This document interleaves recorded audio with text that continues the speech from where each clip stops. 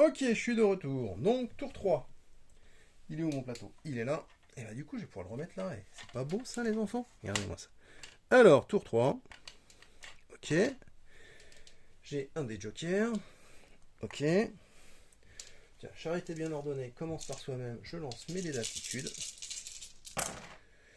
Donc, j'ai deux doubles.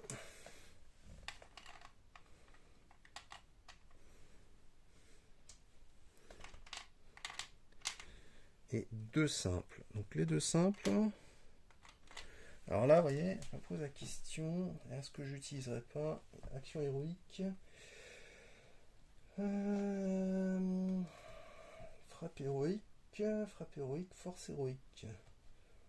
Ouais, il a que deux de force, frappe, oh, c'est compliqué. J'hésite à prendre un triple pour utiliser une action héroïque. Comme là, j'ai quand même Legolas, Sam et Gimli qui ont des actions héroïques, plus Boromir. Bon, Boromir, il est à l'autre bout de la planète. On va faire ça. Je transforme. Hop. Mon double 5 en triple 5. Voilà. Voilà. Donc j'ai deux simples, un double et un triple. Voilà. Maintenant, on va lancer pour le mâle. Donc l'Urtz. 5, c'est un quad. Ça sent le saccage. L'orque. 5, c'est un quad. Ça va faire très très mal. Ils sont en colère. L'Aradrim. 2, il se passe rien. Saruman. 6, c'est un quad. Oh là là là. Ça va être violent ce tour. J'annonce un tour d'une violence extrême. J'ai donc 3 compétences. Donc il a 3 dés d'initiative. Donc du coup c'est lui qui commence. Donc là j'ai vraiment besoin de l'ordre d'activation. La figurine la plus proche d'un objectif. J'en ai 3. Parce que lui il est à 2 pouces. Donc il est à distance. Voilà. Ok. Donc là, la plus proche d'un membre de votre bande ayant subi des blessures. C'est soit Legolas, soit Sam. Ok. Ça ne change rien. La figurine la plus proche d'un membre ayant déjà été activée. Il n'y en a pas. La membre de votre bande n'ayant pas été activée. Et elles sont toutes les deux. Le leader adverse. Avec la plus haute valeur de points. La plus haute valeur de points, c'est Legolas. Donc ça va être lui la cible. Donc là-dessus, il n'y a plus de sujet. Et ayant subi le plus de blessures, donc ça va bien. Et la question, du coup, c'est que c'est soit lui qui est activé en premier. Logiquement, ce serait d'abord Saruman. Hein. Parce que c'est la personnage qui a la plus haute valeur en points, donc en général, tu joues quand même. Et là, tactiquement, il va nous faire un massacre. Alors, comme il a fait un quad, il a des sorts qu'il peut jouer. Donc, qu'est-ce que c'est? Le sort le plus fort, a priori, c'est boule de feu. Je sens que ça va être violent. Boule de feu.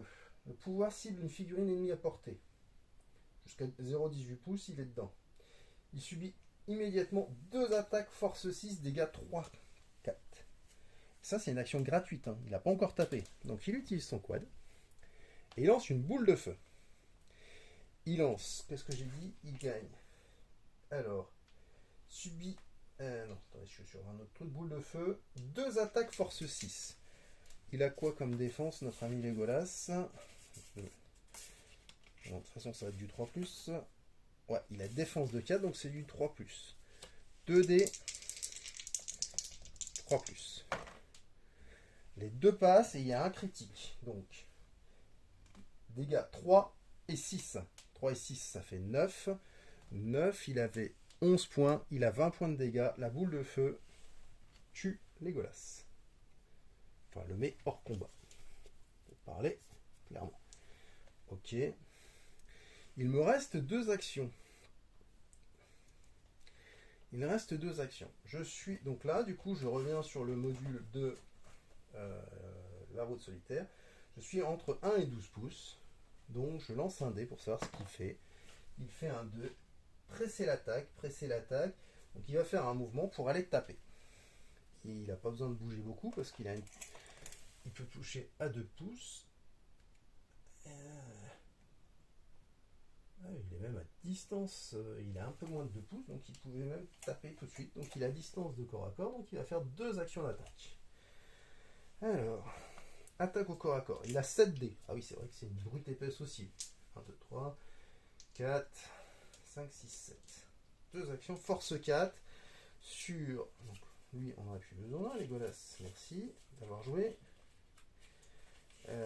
Il a une défense de 3, donc il touche encore sur du 3+. Première attaque. Voilà. Alors, nous avons 3 critiques et 3 touches. 3 x 3, 9. Vous voyez pas. Hop, 3 x 3, 9.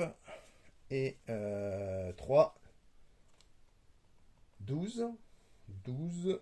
Il avait 16. Et il a déjà 4 points. Oh, ça, Roman, il fait un strike. Il met hors combat Monsieur Sam Gamgee. Sam Gamgee et Legolas, ils sont out. Waha. Waha, waha, waha. Et il me reste une action. Et donc il va rusher vers la cible la plus proche. Et la cible la plus proche, c'est celle-ci. Et il va se mettre à 2 pouces. Donc il va venir, que je dise pas de bêtises. Il va venir à peu près ici. Voilà. Et il a joué. Et il m'a tué. Il m'a killé 2 figues. Là, il faut que j'en tue un. En fait, stratégiquement, il faut que j'en tue un. Il faut pas que j'en perde un. C'est aussi simple que ça. C'est aussi simple que ça. Le prochain qui perd une figue, en fait, la game est gagnée. Sachant que lui, il a encore un gros maillon faible qui est là. Hein. Donc, Gimli. Je pense que je vais activer mon ami Gimli, qui est le leader, et qui va, je pense qu'il va nous sauver la game. Gimli, il a une distance, il faut qu'il soit à 1 pouce. Eh ben, on va tenter le truc. Hein. On y va. Et en plus, c'est un gros tank. Il risque de se reprendre un gros coup dans le coin. Ouais, j'ai pas le choix. J'ai pas le choix. Je vais pas jouer. On va y aller. On y croit, on y croit. J'avais pris un triple. Pourquoi? Attendez, parce qu'en plus il est leader lui. Ah, attendez. Parce que si je joue le triple sur Gimli, je peux faire présence exaltante et je peux activer un deuxième personnage. On va faire ça. On va faire ça. J'utilise mon triple. Et je joue présence exaltante. Voilà, ça, il y a longtemps que je n'ai pas fait tomber un dé, ça va finir par être un classique. Du coup, j'activerai mon deuxième nain. Première action de Gimli, il va à 1 pouce à distance pour tuer l'orque. Ok, donc Gimli, il a 4 attaques, force 4. 4 attaques, force 4. Et l'orque, il a une défense de 4. Donc ça touche sur du 4+. Normalement, ça passe. 4 attaques, force 4. 4. 1, 2, 3, 4. 4 attaques, force 4. Tout passe, tout là, sauf la classe. Alors, il fait 3 touches. Il fait 3 points de dégâts. Et il a que 2 points de vie. Ouais, donc il était quand même... J'ai pas pris un énorme risque. Donc je tue l'orque sur la première action. Et donc, je gagne la game. Ok, ils sont vraiment faiblards ces orques. 2 points de vie, waouh, comment ça vole bien. C'est en ça que j'ai expliqué que en fait les sacrifiables, vous allez en avoir, mais que c'est pas là-dessus que ça se joue parce que vous voyez, il n'y a pas de compétences héroïques, c'est quand même pas oufissime. Bon, il a 2 points, donc pour bloquer un mec, etc., ça peut être sympa, mais c'est pas les figues les plus amusantes à jouer. Donc voilà. Bah écoutez, donc c'était la première game. Est-ce que je vous fais le débrief? On va faire le débrief tout de suite. Qu'est-ce qu'on peut dire sur le sujet? Globalement, pas de grosse surprise. Ça tourne plutôt bien. Il n'y a pas eu un gros suspense. Il n'y a pas eu un gros suspense. L'IA est encore un peu faible. Malgré. Parce que le système où je lance des dés, que ça, ouais, en théorie, j'avais. Bon, la boule de feu, là, j'ai quand même fait 3 quadruples sur le tour 3 pour le mâle. Normalement, c'est pour aider l'IA à s'en sortir. Donc pour l'instant ça tourne. Il faut que je révise un peu le module de The Long Sun Road parce qu'effectivement je m'étais bien pris la tête pour l'ordre d'activation. Je me suis bien pris la tête sur les compétences, la magie, les actions héroïques, etc. Mais je m'étais pas trop pris la tête sur parce que j'ai fait, hein, je lance un dé et puis il se passe quelque chose. Faut que je relise parce que je pense que ça mériterait d'être amélioré. Mais globalement, ça tourne, c'est pas si pire, ça joue bien. Je pense que ça mériterait, ça mérite d'en refaire une deuxième, pas ce soir. Je vous rassure, ce sera pas ce soir, mais ça mérite de réessayer. Je vais juste retravailler peut-être les actions de l'IA au-delà. Je pense que les aptitudes, actions héroïques et sorts, ça tourne bien. Ça tourne très très bien. Finalement, il n'y a pas besoin non plus d'aptitude de folie. La ruée, l'assaut, ça tourne. La présence exaltante, bon là on n'a pas pu le voir parce il s'est fait des. J'ai gagné la game, mais globalement derrière, je faisais mon attaque et derrière j'avais le deuxième qui pouvait revenir et donc je retapais une deuxième fois, c'était pas mal. Bon. Donc non, globalement ça a l'air de tourner, ça a l'air assez équilibré. Hein. Si on regarde bien, c'est quand même principalement les figurines les plus faibles, à part les Golas qui se sont faits. Mais les Golas, il en a eu 3 sur, sur la tête, donc oui, non, globalement, ça a l'air de tourner. Il n'y a pas un gros avantage. Moi, je trouve que c'est pas si pire. Là, c'était vraiment clairement un scénario de poudre. Qu'est-ce que ça va donner quand s'il y a des scénarios avec des objectifs un petit peu plus rigolos, des péripéties un peu plus rock'n'roll, parce que là c'était vraiment très monolithique. Je l'ai pas fait exprès, hein, je vous assure. J'ai mélangé les cartes, les paquets de cartes, je les ai retournés et hop. Donc moi j'ai trouvé ça assez sympa. Ça me permet de jouer mes filles du Seigneur des Anneaux. Je, Ça permet de faire plein de choses. Je pense qu'on fera j'aimerais bien faire un paysage un peu plus bucolique, j'ai tout ce qu'il faut juste que je prenne le temps de faire les choses proprement. Et ça permettrait de faire des choses sur des paysages un peu plus sympas, un peu plus beaux, quoi, tout simplement. Je manque cruellement de place, donc il faut que je me réorganise pour vous faire la prochaine fois une vidéo propre et un peu moins chaotique au niveau de mon organe, à chercher les dés, chercher les pions et machin, et puis que je sois pas tout le temps en train de chercher mes cartes. Alors les cartes, je sais pas comment je vais faire parce que là clairement j'ai pas la place, mais je vais trouver. Je vous referai une deuxième game. Dites-moi ce que vous en pensez. Joueur de Warcry, est-ce que vous trouvez que par rapport à ce que vous avez pu connaître par ailleurs, ça change quelque chose?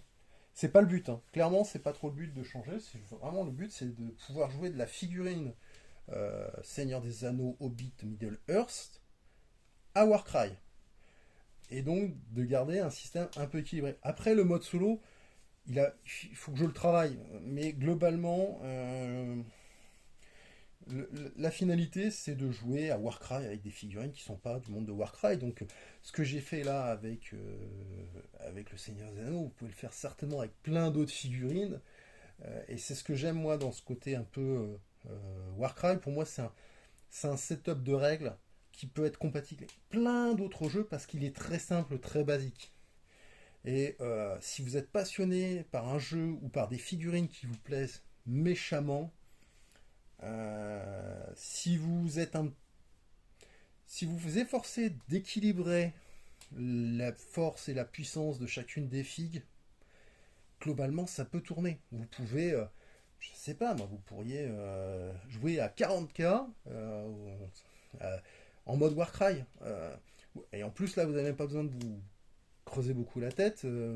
Si vous arrivez à trouver Les caractéristiques, je crois que dans Kill Team, il y a un peu plus de carac, mais vous pouvez arriver à moduler des trucs de ce type-là. Je sais pas, moi, si vous êtes un amoureux de steampunk, vous pouvez jouer peut-être des figurines War Machine là-dessus. Enfin, je pense que c'est open bar. Moi, Warcry, je le vois vraiment comme un setup pour se faire une petite partie entre potes à l'apéro ou en mode solo comme ça. Mais le but, c'est pas le wargame de l'année. Par contre, moi, je trouve que c'est un setup vraiment ultra polyvalent. Ça me rappelle pour les vieux cons comme moi qui ont fait du jeu de rôle ce qu'avait sorti Caius Belli qui s'appelait Simulacre, qui était une plateforme de règles de jeu de rôle, et vous pouviez l'adapter sur n'importe quel univers. N'importe quel univers, il y avait pareil, il y avait vos personnages, ils avaient que quelques caractéristiques, de mémoire c'était 5 ou 6. C'était sur un format de mémoire, ça devait être du 6 aussi, c'était vraiment très très analogue. Vos caractéristiques, elles allaient de 1 à 6, il fallait faire moins que la valeur indiquée, donc c'était pas super compliqué. Et vous pouviez jouer. Moi, je me suis fait des jeux de rôle en jouant du cartoon, en jouant Indiana Jones, etc. Et pour moi, Warcry, c'est la même chose, mais pour de la figue. C'était un truc. Voilà, vous avez besoin d'un plateau de jeu comme ça. Pour info, le Stormbringer qui est sorti, qui vendait à la maison de la presse, j'ai le papier derrière, c'est ce format-là. Donc, vous avez acheté ça, vous avez déjà le plateau de jeu, vous mettez 3 décors, et puis voilà, en avant Guingamp, les cartes, je pense que vous pouvez trouver des photos, des choses comme ça, puis qu'importe, voilà, vous regardez une partie ou deux, et puis vous avez compris le principe, puis vous pouvez faire que de la poudre, enfin, voilà, pour moi, c'est vraiment un module très très simple, c'est presque un jeu de société, donc si vous avez envie de jouer à Necromunda mais que ça vous casse les pieds, parce que Necromunda, j'y joue, c'est très bien, j'adore. Mais il faut aimer le jeu de figue, il faut aimer lancer du dé, et il faut aimer lancer 4 dés pour réussir une action. Hein. Je caricature, mais des fois, pour shooter un mec, il faut lancer 4 fois 3 ou 4 dés pour... Ah bah en fait, non, bah je lui fais rien, je suis content. Bah écoute, à toi. Bon, si vous voulez un truc un peu plus nerveux, un peu plus rock'n'roll, pour moi, Warcry, c'est un socle de jeu type top. Voilà. Bah écoutez, je pense que j'ai pas plus à vous dire. Je vais retester ça. Je vais retravailler un peu mon setup de règles, mon corpus de règles, notamment l'IA. Parce que l'IA, ça reste faible. Alors, c'est pas toujours simple à doser. Hein. Zombicide sur Black Plague, je suis parti un peu loin dans l'IA et maintenant j'ai un peu de mal à gagner les parties. Et c'est aussi frustrant que quand c'est trop facile. Donc, il faut trouver le bon équilibre. Et ça prend du temps. Ça nécessite de faire des parties d'essai, etc. En tout cas, c'était bien cool. Merci à tous d'avoir regardé jusqu'au bout cette vidéo. Et puis, j'espère à très bientôt. Ciao!